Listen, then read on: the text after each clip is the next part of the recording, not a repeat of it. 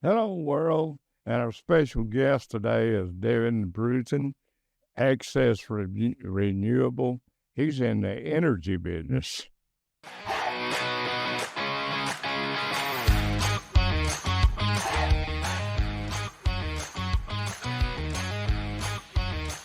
Now, let's get ready. You are Talkin Live with Lamar Bearden. Hello, Deven. It's your show right now, and we're glad to have you as a guest to do a show. And he's in Colorado, so we're doing this as streaming, we're welcoming him because he's got a lot of knowledge about energy. So, Devin, just go ahead and introduce yourself and talk about stuff, and maybe I'll ask you a question or something like that. Sure. Thank you, Lamar. Thank you for having me on the show. Good morning or good afternoon from wherever you are. Morning here in Colorado still, afternoon there in Tennessee. So my company is Axis Renewables, like an axis of change. And renewable energy is my focus. I'm starting with solar and battery storage. This is a new startup that I'm bootstrapping from, basically just my own efforts, not a large capital, not a huge company yet, but I'm building partnerships with national platforms, local companies, local installers, electricians.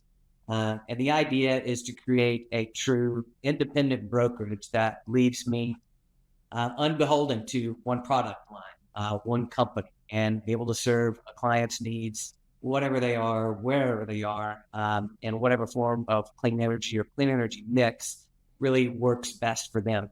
For a lot of people these days, the most affordable, the most accessible, the quickest to install, and the best return is solar, rooftop solar. So residential rooftop solar is where I'm starting. I'll be moving towards some commercial stuff. I'll also be working on EV chargers for like multifamily buildings and municipal areas, parking garages, stuff like that. We don't have them. So that we can encourage cleaner electrified vehicles for people other than homeowners, because that's your main demographic right now for EVs. And I don't know about you, but I like breathing clean air and I like energy independence, and I'd rather spend less than more. I wish we'd clean up this pollution of allergies. Ours and on solar panels. Yeah, I figure that might be a part of the air that's not clean enough for the plants to breathe, and they do that pollination to keep away to fight against the pollution, the bad air, and stuff like that. That's what my view of it is. I don't know what you think about that, but I know a beekeeper, but I'm not one, and not an expert on that interaction with biology, but there are some interesting applications now that blend farming, agricultural uses with solar panels. Is called Agrivoltaics. So we have a great operation here in Boulder County called Jack's Solar Garden. I got the privilege to tour that earlier in the summer, and there are research studies being done by CU as well as University of Arizona at that location on how many different things grow better in a number of ways when they are under solar panels or at the edge of solar panels. These use use a tracker, so they move throughout the day. And it's really interesting how, for instance, tomatoes may be more acidic due to the water runoff from the panel or from the exposure to the sun. And then animals can graze underneath them too. So just one of the really cool applications about solar panels. They're great for shade and carports and awnings too. Who loves being in parking their car at a sunny parking lot? We can turn those parking lots into distributed energy sources that provide shade for the cars, charge EVs, provide electricity for the buildings, and even feed it back into the grid when necessary. Well, a lot of people, and like my engineer just asked you about the parking lots, and you just covered that. But with solar panels, why do more companies do that now? Why don't Or more companies put solar panels? why ain't they doing that? Yeah, that's a great question, and the cost has come down a lot in the last 10 years. It's come down over a period really of decades, but it's come down quite a bit in the last 10 years. And one of the drivers that I think was important and instrumental in adopting rooftop solar on buildings and residential is now gone with the recent budget bill. And that was the Inflation Reduction Act credits. There were also some previous clean energy credits. And we're seeing the end of investment tax credit of 30% of the system on the residential and on the in the commercial area. So with commercial applications, if a building has enough sun, and if they have a long-term lease, or if they own that building, and if the life cycle of that building isn't towards the end, then the likelihood is it probably does make sense to go solar. As to why they haven't, capital is sometimes an issue. You, of course, can get loans for that type of thing, and connect businesses and make that entire project happen. But I think really knowledge of solar as a viable alternative to paying the energy company a higher rate. We don't really have the option to not buy electricity, right? So I think a lot of companies just don't know that, and a lot of residential customers just don't know. Or maybe they got bad information. Maybe somebody told them. There's been some stigma in the industry. I think that comes from a lack of training. We need to fix the training problem, in my opinion, for that reason. But also because with a well-educated sales staff, the industry really has the opportunity to get out to customers, both commercial and residential, just what those benefits are. And bottom line, it comes down to owning your energy versus renting it and doing it cheaper while contributing to something that actually removes pollution out of the air. I don't know what the energy mix is there in your part of the country, but in my area of Colorado, Excel Energy is the primary provider. And about 40% of that energy mix still comes from fossil fuels. So we see that on a daily basis for those of us who drive into Denver. It's kind of shaped like a bowl, and we used to have a pretty consistent brown cloud years ago. That we definitely still have it, but it's not as bad as it was. And during COVID, when everything shut down, it was amazing. It's just like the air was just clean as it could be. Skies were blue. You didn't have the brown haze. And the primary difference there in the atmosphere was the lack of fossil fuels being burned for energy in cars. Yeah, we also have that at the producer level. So why are there not more companies offering these solar panels and solar energy? Now here, TVA, that's the power company. TVN, yep. They offer a lot of stuff in solar energy. If you go by one of their offices over here in Chattanooga, they got a whole field full of those solar panels up. And I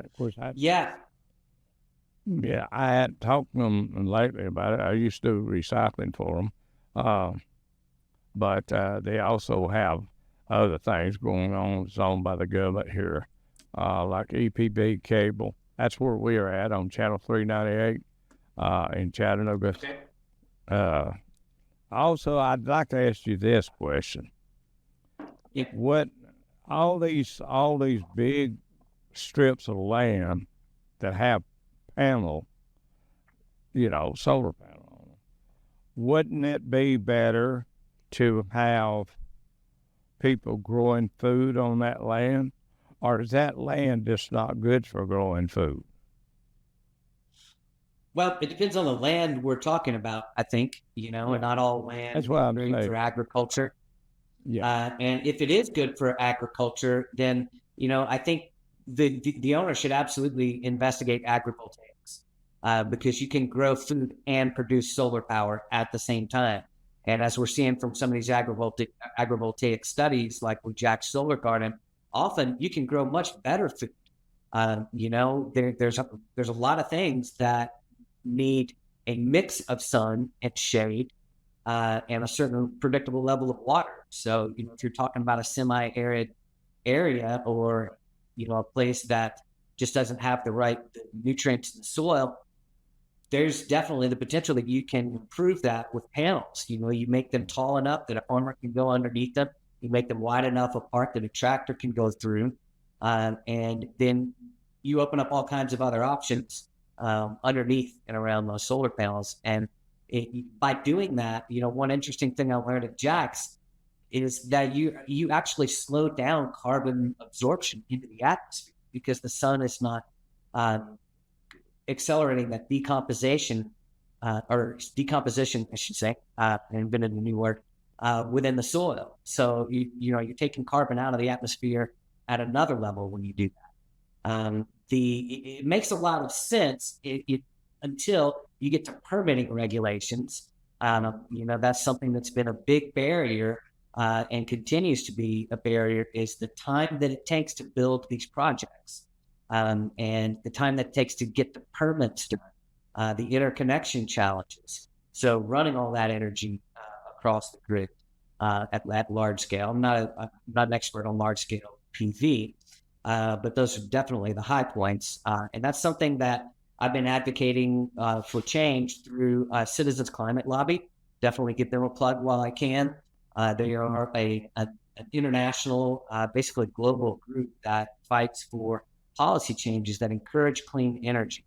And one of the things that they're focusing on right now is changing those permitting guidelines.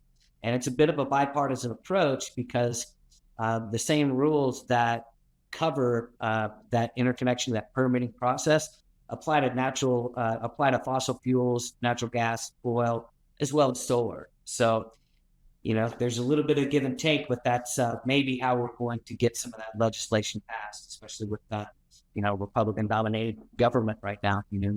They want to see the oil and gas projects go through too. So Yeah, just have to balance those interests. It's about money, but I don't think you could bring anything in to existence to power the whole country and all at one time. I think it needs to be worked in a little at a time. Oh yeah, I was going to ask you, what kind of batteries do you recommend to? There's. solar panels? Yeah, it really depends on the. Without that, I'm not prepared for a whole bunch of particular product comparisons, but it really 100% depends on your application. So there are a wide variety of products still that are reliable, that are modern, that can handle basically smart controls. So essentially, what I recommend is thinking about whether you want to have battery backup, whether you want to have smart load control, which means being able to control on an app in the event of an outage, what circuits are being used. Which is just like, flipping switches in the circuit panel or your breaker panel, only you're doing it on your phone.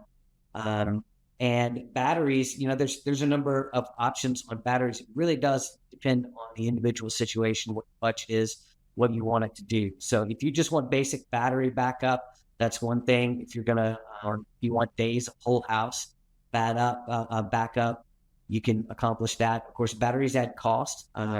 They are going to give you a little bit longer ROI, whereas so your entire system might have, if you've got a typical average size battery backup, so maybe 10 kilowatts, depending on the house, could be 15 or 20. You might have an ROI in 10 to 15 years paying it off, whereas solar, you're going to be between that 5 and 10 year mark if you take advantage of the tax credits before they're gone. Well, the batteries I suggest to use is lithium ion, which That's is the majority of.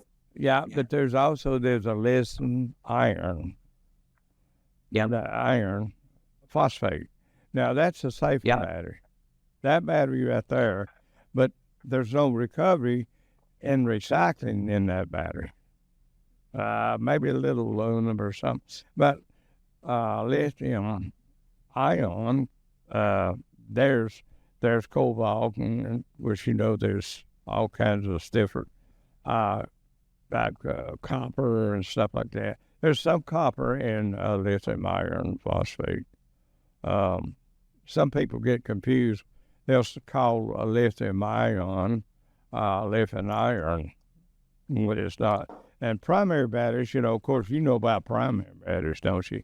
They charge up, and then when they go dead, that's it. You have to sell it to a refinery. Like lead acids. Yeah, I mean, well, lead acid will charge itself, but these batteries, primary batteries, like drill batteries for oil wells, when they're drilling oil, those batteries right there can't be recharged. I know, I recycle them. So, I know about, sure you know more about batteries. I know a lot about batteries. I can still be educated, but I still know enough to suggest anything. Just like electric cars, I wouldn't have an electric car. The reason I wouldn't have an electric car, because when you get stuck in a bunch of water, you're in trouble. It can either catch fire or, ruin everything, Of course, you can ruin the car if it's gas powered, if you get in water, but you have the threat and the chance that they can catch fire on it, and that's why I wouldn't have an electric car. Now, solar panels, that's a great idea, and I used to recycle for Amazon. Those batteries that come in, different ones, you're familiar with that. Those, you can have a little solar panel on the back of a charger, put it in the sun for your cell phone. All that. I think that's great for energy. Yeah. But that's me. I'm trying to talk in your ball field. I'm trying to get in your ball field, try to get, into your head and, figure out how you're talking about. Yeah, and that's all right. And I'm still learning. I don't profess to be, a deep expert on battery technology or EVs. I got into this because I believe in our energy independence and transition to cleaner energy. And, I'm continuing to learn and study. My photovoltaic. I'm not into advertising for LG, Samsung, Panasonic, but those are the three best batteries you can buy. You take those cells, LG, and build the modules in them. That's what in those, the electric car battery. They're modules. They weigh about 100 pounds. Some of them are a lot lighter. And that's what, and you can rebuild those. If you get one out and you replace the battery, rebuild it. And then there's another battery, it weighs about 10,000 pounds, and a sulfate. It's a sulfate battery. And they use them in the power companies a lot. Yeah. Like, one of the things that excites me the most on the high level about renewable energy, including battery technology and EVs, is that it's still a technology that is developing and accelerating at a significant rate.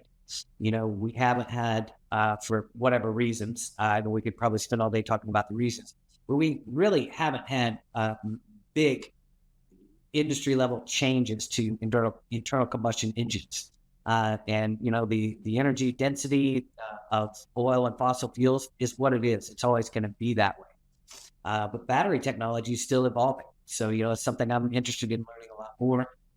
These salt-based batteries are really interesting to think about.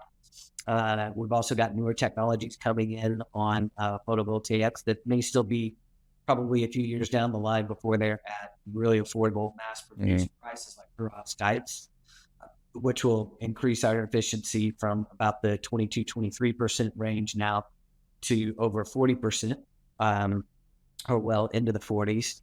So, that's one of the reasons why I believe in subsidizing the clean energy industry, because we've got to get those production numbers up, you've got to have more iterations of engineering. We need to figure out how to better waterproof those batteries in EVs and in some cases, and to protect those electronics. But I think the solutions are there.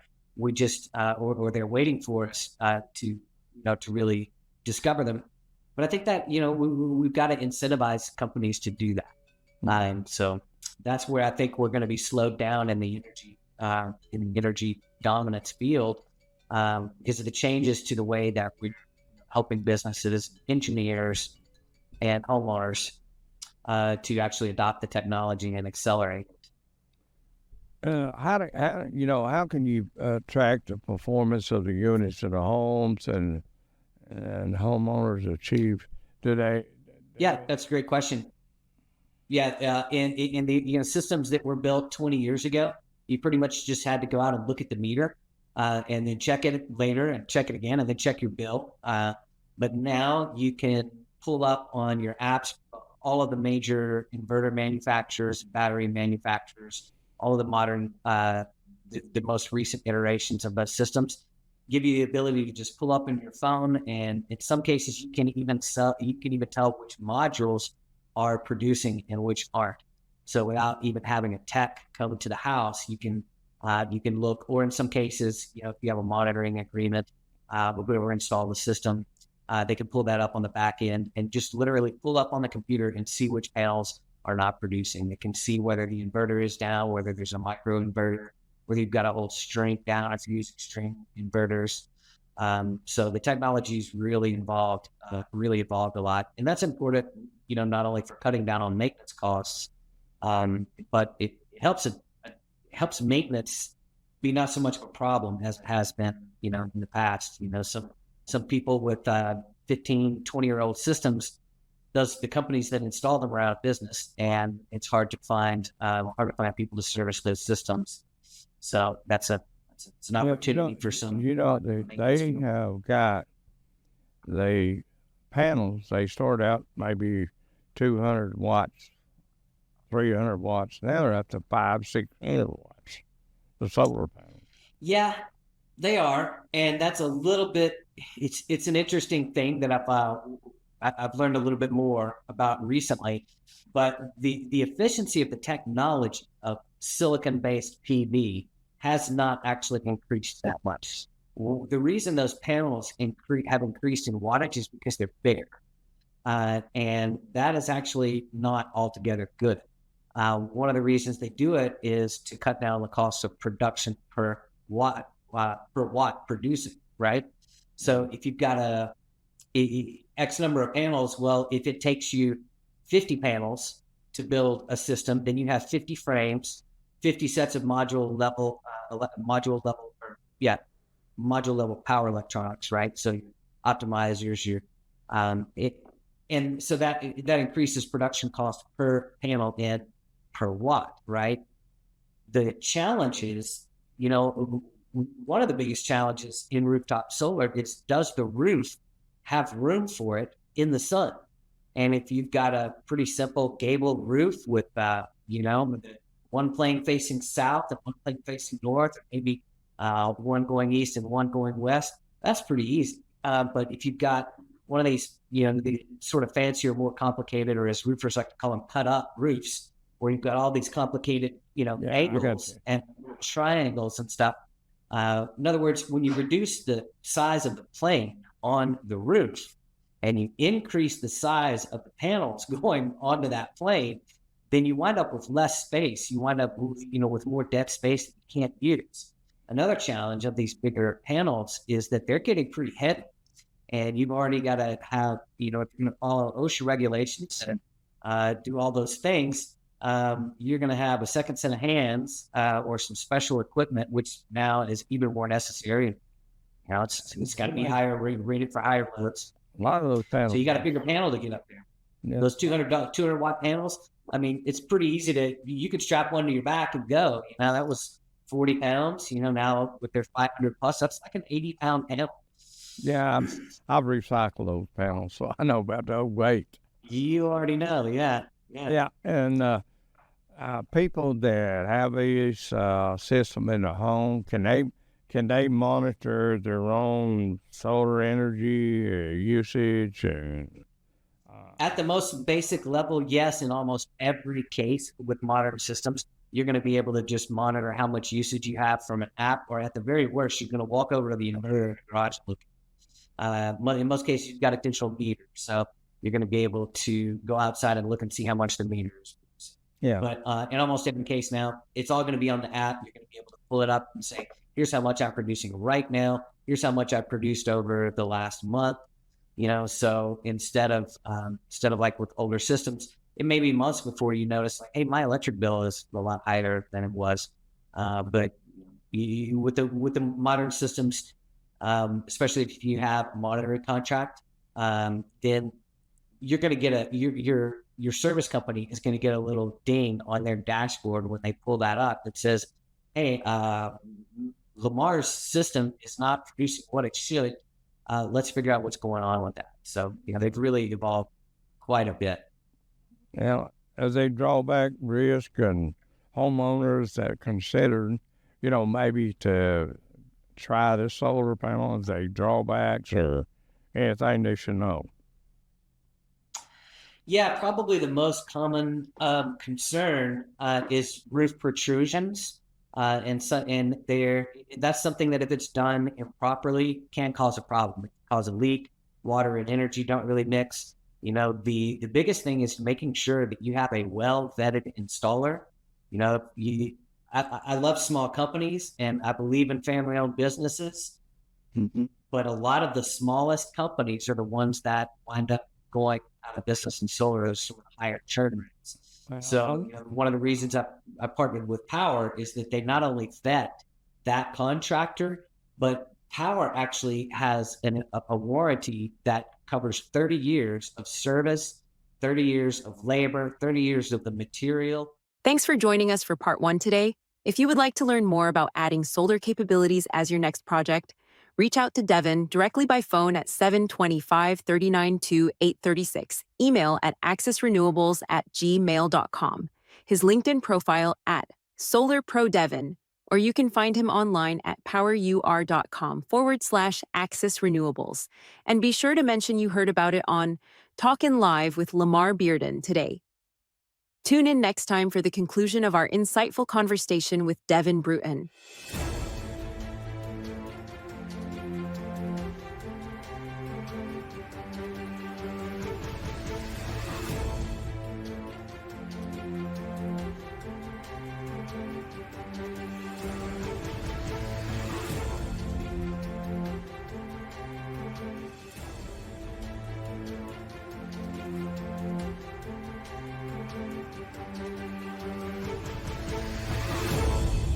The views and opinions expressed on all Talkin Live Show presentations are those of the host and their guests, and not necessarily those of the staff or management of the Talkin Live TV Broadcast Studio, EPB Fiber Optics, or by this network or its management.